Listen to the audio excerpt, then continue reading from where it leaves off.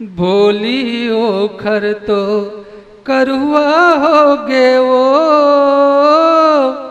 बाबू के दादा दरुआ होगे ना।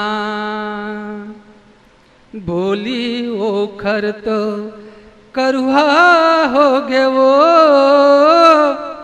बाबू के दादा दरुआ होगे ना। मोरे ओ मयारू रही सयड़ दारू अब तो ओखर दूलरुआ होगे ना। भोली ओखर तो करुआ होगे वो बाबू के दादा दरुआ होगे ना। भोली ओखर तो करुआ होगे वो बाबू के दादा दरुआ होगे ना। रूसे कस डारा डोलत रही थे बाका ओ जवान धक धका होगे ना। भोली ओखर तो करुआ होगे वो बाबू के दादा दरुआ होगे ना।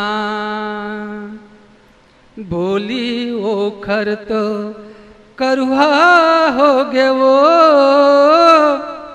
बाबू के दादा दरुआ होगे ना। काम भूता मामन ओखर लागे नहीं वो पियई के तो मारे बैसुरहा होगे ना। भोली ओखर तो करुआ होगे वो बाबू के दादा दरुआ होगे ना। भोली ओखर तो करुआ होगे वो बाबू के दादा दरुआ होगे ना। फोकट के गारी औ फोकट के मार जियों कैसे गोई धनी झगड़ा होगे ना। भोली ओखर तो करुआ होगे वो बाबू के दादा दरुआ होगे ना।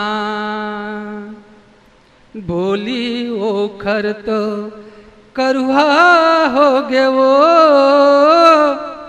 बाबू के दादा दरुआ होगे ना। पिलुआ पिलुआ लैका मरऊ कैसे जिंदगी मोरे अब अदमरहा होगे ना।